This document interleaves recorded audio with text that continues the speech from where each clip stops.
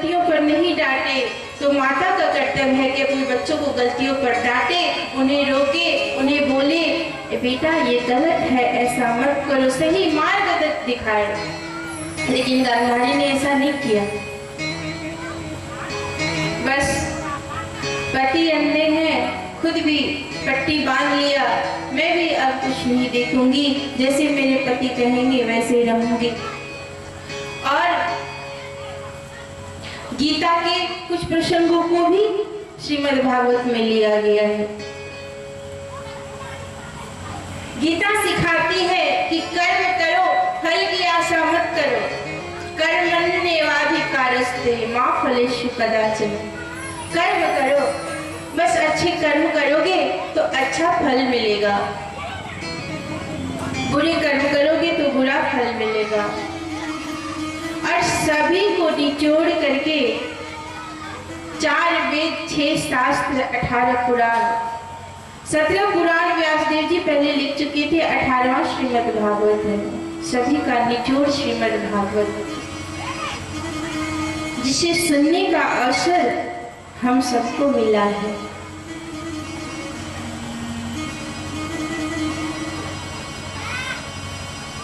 आइए श्रीमद् भागवत के अर्थ को समझते हैं। श्री अर्थात राधा रानी, मद अर्थात श्री राधा रानी की कृपा, भागवत भ से भक्ति, ग से ज्ञान, व से वैराग्य और त से तत्व। भक्ति, ज्ञान और वैराग्य।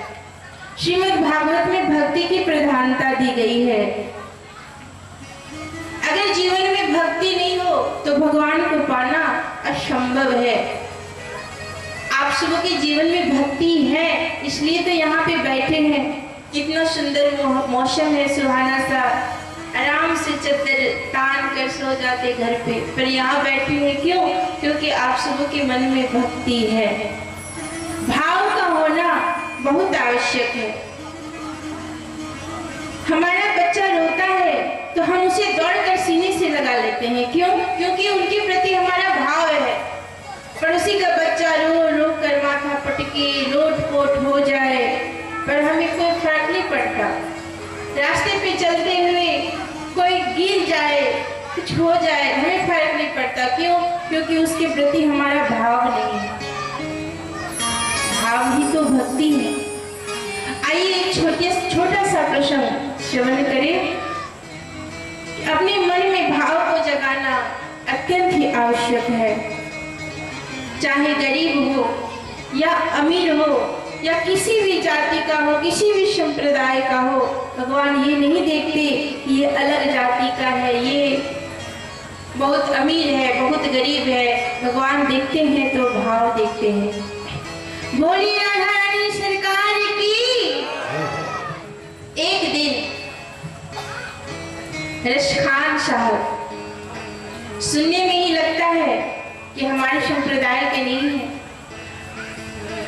चौक पे जाते हैं पान की दुकान पे पान खाने के लिए, तो दुकान पे एक पोस्टर टंगी थी बाल कृष्ण लला की।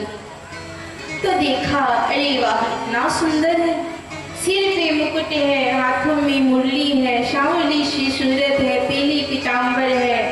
देखते देखते जब पैरों पर नजर गई तो देखा क्या, जब चरणों पर नजर गई तो देखा कि चरणों में कोई पादुका नहीं है। उनसे पूछा दुकानदार से, अरे भाई ये कौन है, इतना छोटा सा प्यारा सा बालक है, ये कौन है? ये कन्हैया जी हैं, कन्हैया सरकार नाम है इसका। अच्छा कहाँ रहता है? ये वृंदावन में रहते हैं। अच्छा तो इनके पैरों में कोई जूती क्यों नहीं है? नहीं है तो इसे दे दो। मेरा बहुत काम है, मुझे तो बहुत काम है, आप ही दे करके आ जाओ। रशखान साहब बोले ठीक है मैं देने जाऊंगा। आज एक जोड़ी चरण पादुका लेकर के, एक जोड़ी जूती लेकर के आज चले हैं कहाँ? वृंदावन धाम, कन्हैया सरकार की खोज में। बोलिए कन्हैया सरकार की जय। बस बताओ कहाँ मिलेंगे श्याम। सबसे पूछ रहे हैं रास्ते में जाते जाते, बताओ श्याम सुंदर कहाँ मिलेंगे।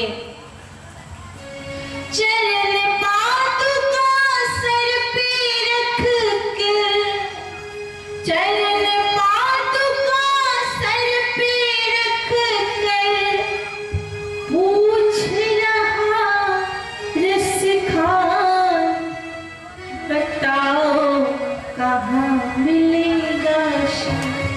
रास्ते में जा रहे हैं, चरण पादुका एक जोड़ी लिए हैं माथे पर, और सबसे पूछ रहे हैं, क्या पूछ रहे हैं, बताओ कहाँ मिलेगा श्याम, बताओ कहाँ मिलेगा श्याम।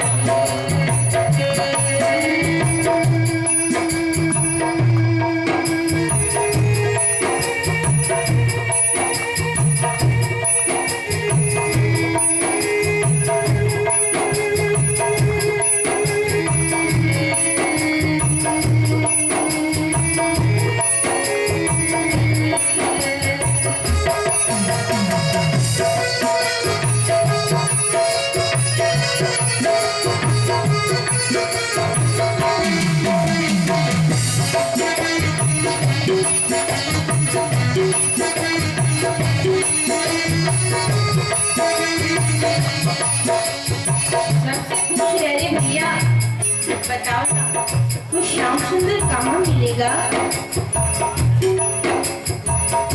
वो नन्हा सा बालक है, सांवली सी सूरत है, बाल घुंघराले उनके, पहन का मोर मुकुट है, घुंघराले पहन का मोर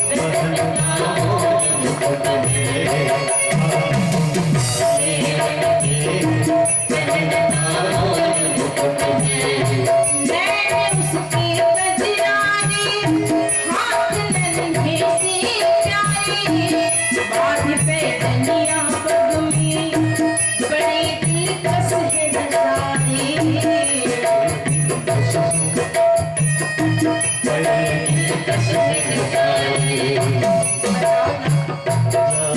श्यामली सी सूरत है, मोहनी सी मूरत है, और बाल उनके घुंघराले से है, मोर का मुकुट धारण करते हैं, आंखों में कजरा लगाते हैं, और हाथों पे बाजूबंद बंधती है, और पाँव में पायल पहनते हैं। घायल कर देती है दिल को, घायल कर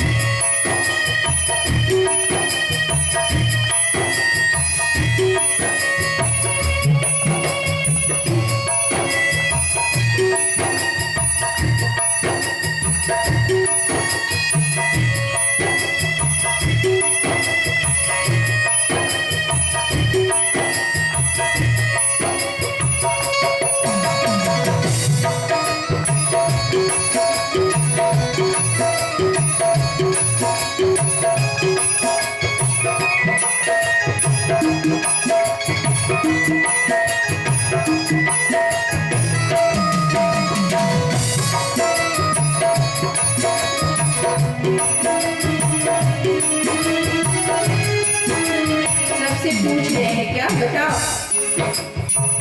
कहाँ मिलेगा वो श्याम सुंदर? रास्ते में एक व्यक्ति ने पूछा। हाँ हाँ हाँ, समझ में आ रहा है। आप जिसके बारे में पूछ रहे हो ना, मैं उन्हें जानता हूँ।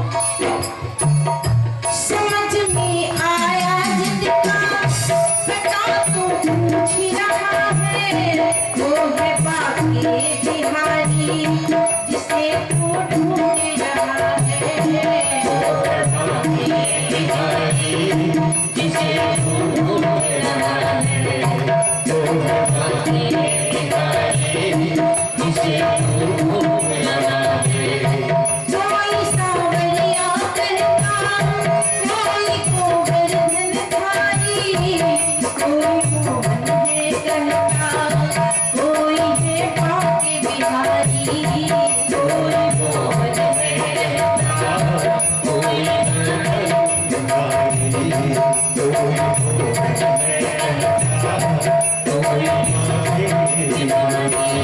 एक नहीं हजारों नाम है उनके, मुझे पता है वो कहाँ रहते हैं। नाम हजारों ही है उनके, नाम हजारों ही है उनके, कई जगह पे बताओ वहाँ मिलेगा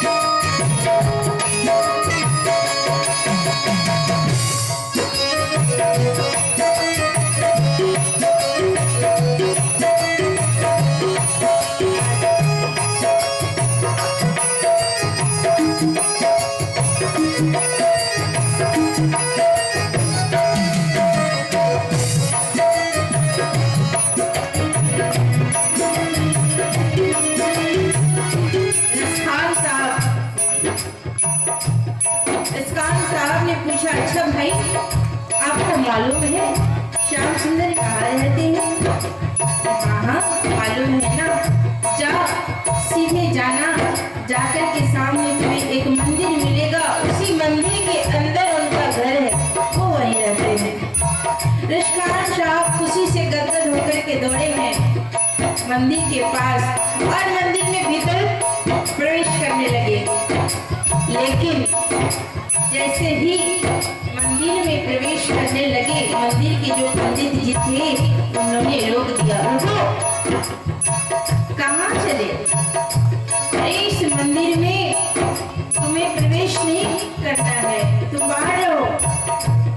खान साहब बोले क्यों? मैं भीतर में श्याम सुंदर है, मैं उनके लिए एक छोटा सा नन्हा सा चरण पादुका लेकर के आया हूँ। पंडित जी मुझे जाने दीजिए। पंडित जी ने कहा देखो तुम हमारे संप्रदाय के नहीं हो, इसलिए तुम्हें मंदिर में प्रवेश करने नहीं दिया जा सकता। रुको। तो खान साहब बोले पंडित जी मुझे ना रोको भाई, मेरी समझो मजबूरी, श्याम से बड़ा है काम जरूरी, श्याम से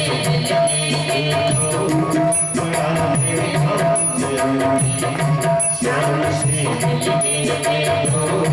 बड़ा है काम जरूरी।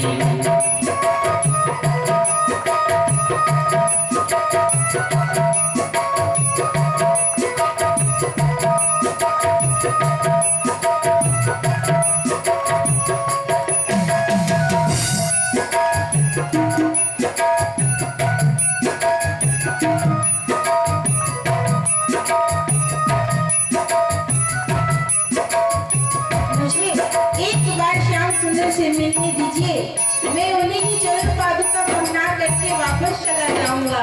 लेकिन पंडित जी, जो मंदिर के पुजारी थे, उन्होंने उन्हें प्रवेश नहीं करने दिया। तो खान साहब क्या किए? मंदिर के सीढ़ियों पर डाल कर बैठा डेरा, कभी तो घर से बाहर शाम आएगा मेरा, कभी तो घर से बाहर शाम आएगा मेरा, कभी तो घर से बाहर शाम आएगा मेरा। सीढ़ियों पर बैठ गए डेरा डालकर कि ठीक है, मैं भीतर नहीं जा सकता, लेकिन कभी न कभी तो वो श्याम सुंदर, वो बाकी बिहारी घर से बाहर आएंगे, मंदिर से बाहर निकलेंगे, मैं तभी उन्हें ये चरण पादुका पहना दूंगा। और सीढ़ियों पर डेरा डाल करके बैठ गए। जाग कर रात बिताई, भोर होने को आई, कभी उसके कानों में एक आहट सी आई, कभी उसके कानों में एक आहट सी आई, कभी उसके कानों में एक आहट सी आई। सारा दिन बीत गया, सारा रात बीत गई। जब भोर होने को आई तभी उन्हें एक आवाज आई।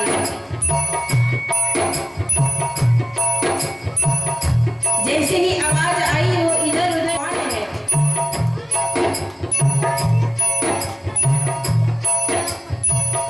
वो आगे पीछे देखे, वो देखे दाएं बाएं, वो चारों ओर देखे, नजर ना कोई आए, वो चारों ओर देखे, नजर ना कोई आए, वो चारों ओर देखे, नजर ना कोई आए।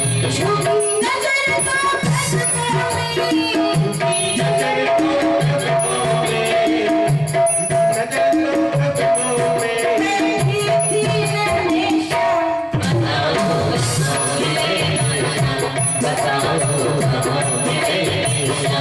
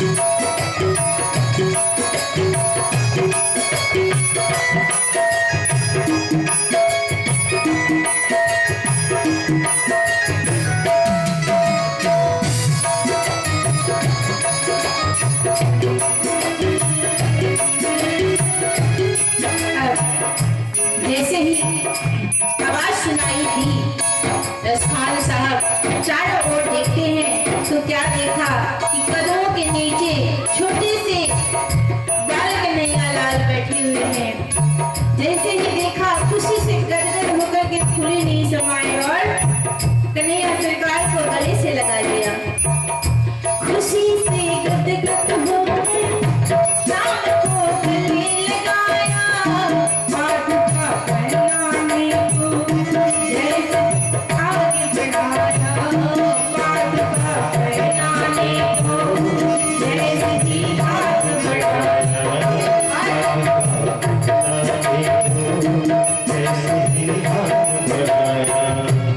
जैसे ही देखा श्याम सुंदर को गले लगा लिया और कहा, मैं आपके लिए देखिए क्या लाया हूँ। और जैसे ही अपनाने के लिए पैरों को लिया तो क्या देखा,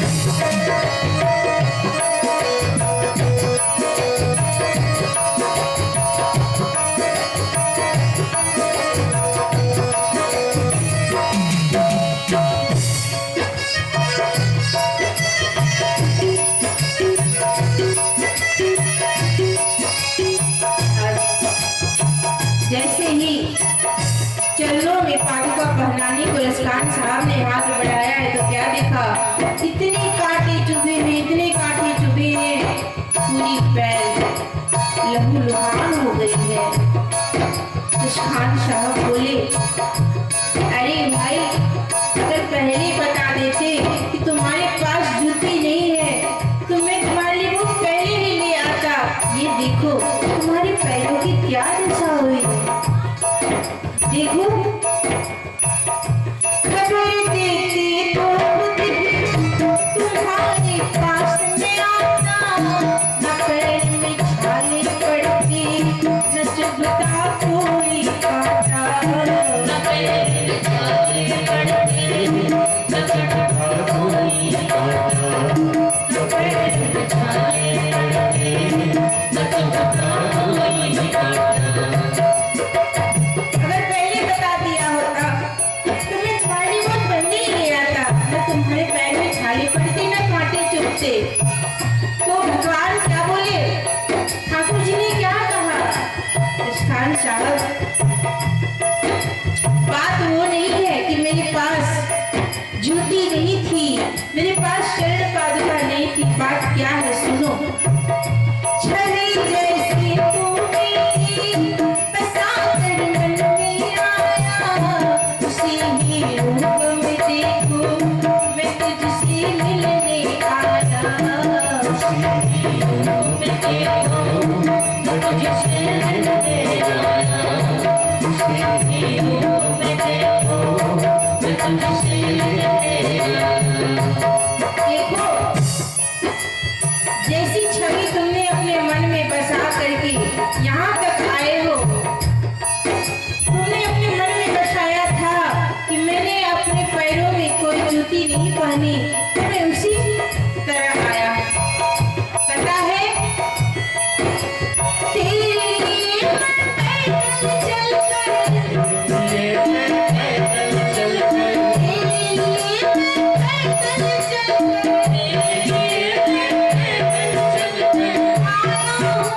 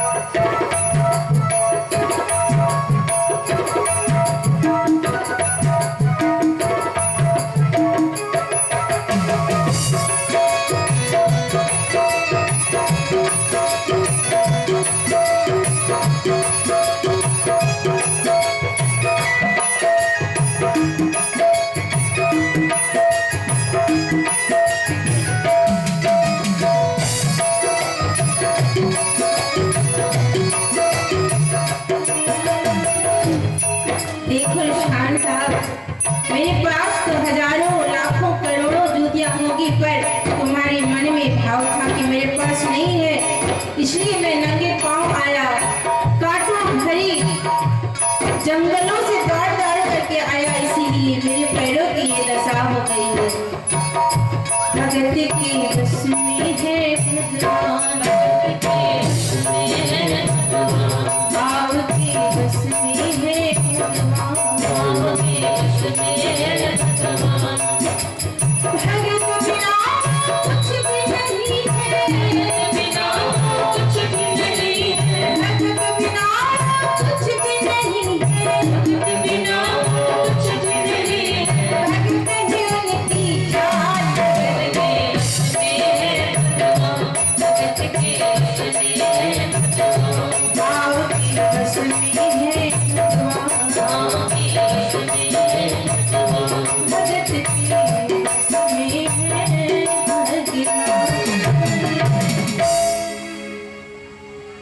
बोलिए भक्तवत्सल भगवान की जय, बाल कृष्ण लाल की जय, राधा रानी सरकार की जय। भक्त बिना होते हैं, भक्त मेरे माता पिता है, भक्त मेरे गुरु है, भक्त ही मेरी सब कुछ है। मन में भाव रखना होगा, श्रद्धा रखनी होगी, तब 7 दिनों तक कथा श्रवण करेंगे, तब हमें वो गति प्राप्त होगी। जिसके लिए ये आयोजन की गई है। आइए भागवत के महात्म्य के प्रथम श्लोक को श्रवण करते हैं। सभी हाथ जोड़ करके मन में दोहराएंगे। सच्चिदानंद रूपाय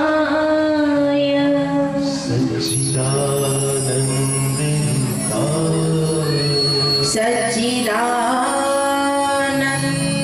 रूपाय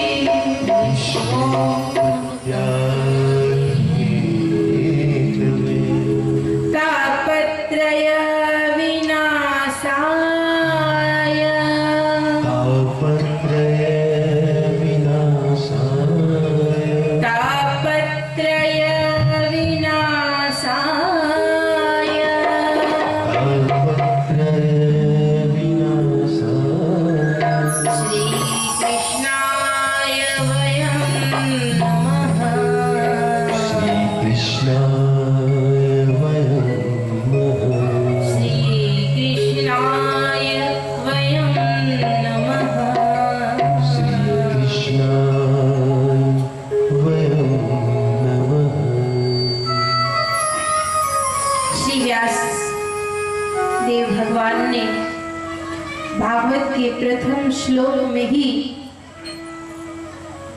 पूरे ग्रंथ का सार लिख दिया। कैसे? सच्चिदानंद रूपा विश्वोत्पत्त्यादि हेतवे। भगवान कौन है? बोली सत्य है। और सत्य क्या है? जो कभी बदले नहीं, वो सत्य है। जैसे आज हम यहाँ हैं, कल यहाँ रहे ना रहे, इसकी कोई गारंटी नहीं है, इसलिए ये सत्य नहीं है। सत्य वो है जो कल भी था, आज भी है और कल भी रहेगी, अर्थात भगवान का नाम। जब शव यात्रा निकलती है, देखिए भागवत कथा हमें सिखाती क्या है? मुख्य रूप से भागवत कथा सभी ग्रंथ में जीने की कला सिखा देती है, पर भागवत एक ऐसा ग्रंथ है जो हमें मरना सिखाती है। अगर राजा परीक्षित को अभिशाप नहीं लगता तो हमें यह अमूल्य भेंट कभी नहीं मिलती। उन्हें अभिशाप लगा, उनकी मृत्यु होगी 7वें दिन, तभी श्री सुखदेव जी ने ये कथा उन्हें श्रवण कराई। तो जब शव यात्रा निकलती है तब लोग क्या करते हैं? राम नाम। ये बात अगर आप किसी के पास जाकर के बोलो ना, वो गुस्साएगा, क्या असो बातें बोल रहे हो। लेकिन सत्य यही है, राम का नाम ही सत्य है, कृष्ण का नाम ही सत्य है। सच्चिदानंद रूपाय। भगवान कौन है? बोले आनंद स्वरूप है। आनंद अर्थात खुशी। हम कहते हैं हमें बहुत आनंद मिल रहा है, कितनी सुंदर हवा चल रही है, ठंडी ठंडी। कोई कहता है मैं बहुत बड़ा व्यक्ति हूँ, मेरे पास 4 व्हीलर है, मैं बहुत आनंद में हूँ। पर सच्चा उसको आनंद नहीं कहा जा सकता। सच्चा आनंद वो सुख है। आपके पास कार है, आप कार में बैठकर कहीं जाओगे तो आपके शरीर को आराम मिलेगा, आपके शरीर को आराम मिलेगा। वो आनंद नहीं, वो सुख है। आप कहीं गर्मी से धूप से आए, कूलर के सामने बैठ गए, आपको मस्त ठंडी ठंडी हवा मिल गई, आपने कहा आनंद आ गया। वो आनंद नहीं है। क्या है? वो सुख है कि आपको सुख मिला। आनंद तो स्वयं ठाकुर जी हैं, क्योंकि जब ब्रज में क्योंकि जब गोकुल में मैया यशोदा के यहाँ लाला भये तब सबने कहा नंद घर, क्या कहा? नंद घर आनंद भयो। किसी ने नहीं कहा नंदगढ़ कन्हैया भयो, नंदगढ़ छोड़ो भयो। सबने कहा नंद घर आनंद भयो, जय कन्हैया लाल की। अर्थात भगवान आनंद के स्वरूप है। आज इस संसार में किसी के पास आनंद नहीं है, सब टेंशन में रहते हैं। आज की बात करो तो लोग मंगल ग्रह पे पहुंच गए हैं। ये पता लगा लिए कि मंगल ग्रह है कि नहीं, मंगल है कि नहीं अंतरिक्ष में, पर ये नहीं पता लगा पाए कि हमारे जीवन में मंगल है या नहीं। बड़ी दुख की बात है, लोग आज अपनी तरक्की से खुश नहीं होते। कैसे खुश होते? पड़ोसी अगर बर्बाद हो रहा हो तो उसमें ज्यादा खुश होते। खुद अगर 50,000 रुपया मंथ कमा रहा हो उसमें उसको उतनी खुशी नहीं मिलेगी। दूसरे को देखेंगे अरे ये तो लाख रुपया कमा रहा है।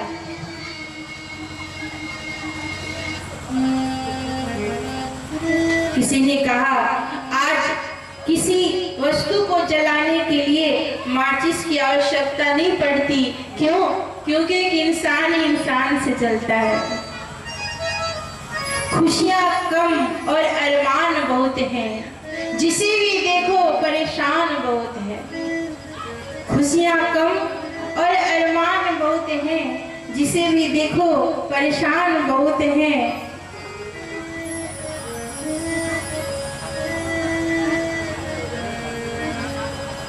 पास से देखा तो निकला रेत का घर, मगर दूर से इनकी शान बहुत है। कहते हैं बहुत मुश्किल से मिलता है कोई सच्चा इंसान, मगर कहने को तो इंसान बहुत है।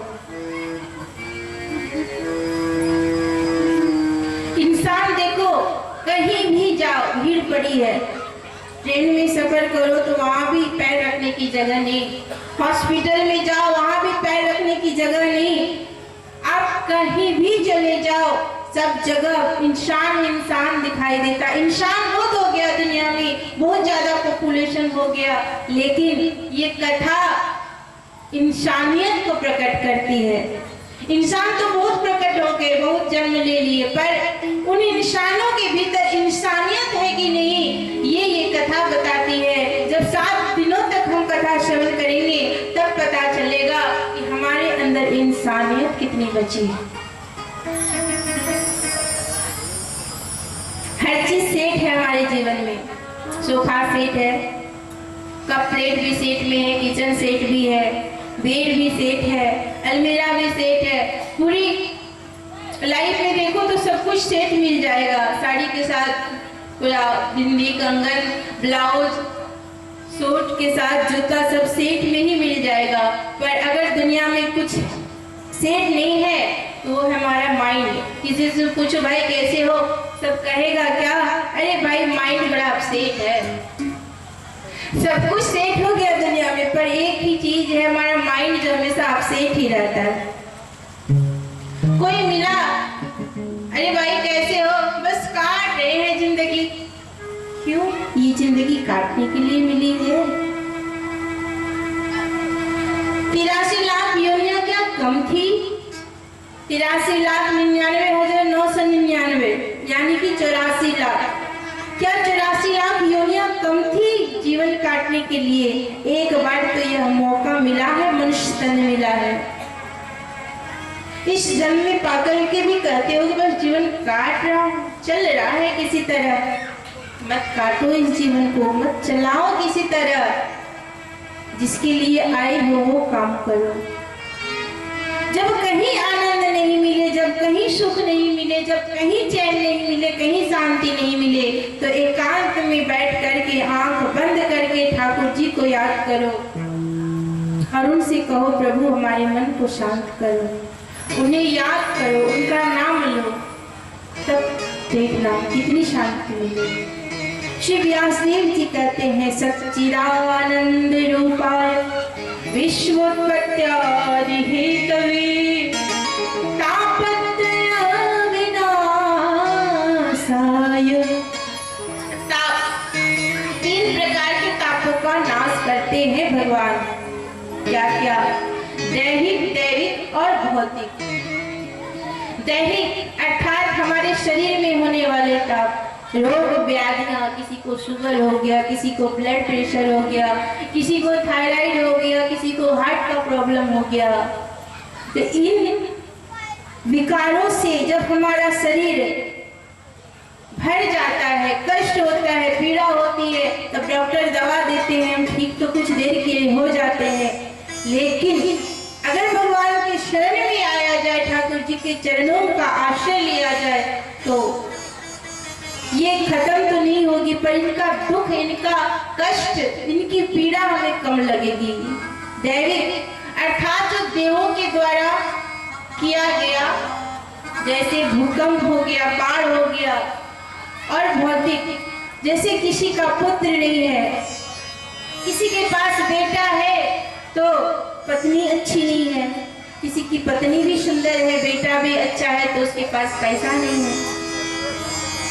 दुनिया में हर व्यक्ति दुखी है, कोई सुखी नहीं है। कोई तन दुखी, कोई मन दुखी, कोई धन बिन रहते उदास। कोई तन दुखी, कोई मन दुखी, कोई धन बिन रहते उदास। थोड़ी थोड़ी सब दुखी, सुखी राम के दास। थोड़ी थोड़ी सब दुखी है, सुखी कौन है? जो प्रभु के दास हैं। लोग कहते हैं सामने वाला को देखकर ये बड़ा खुश होगा, ये बड़ा सुखी होगा। कोई मोटरसाइकिल में चलता है सड़क पर और फोर व्हीलर में कोई चलता है, तो मोटरसाइकिल वाला उस कार वाले को देखकर अपने मन में विचार करता है ये बड़ा सुखी होगा। पर उस कार वाले से पूछो क्या वो सुखी है? वो कार वाला विचार करता है कि जो ऊपर में उड़ते हैं हवाई जहाज में, वो बड़े सुखी है। पर सुखी कौन है?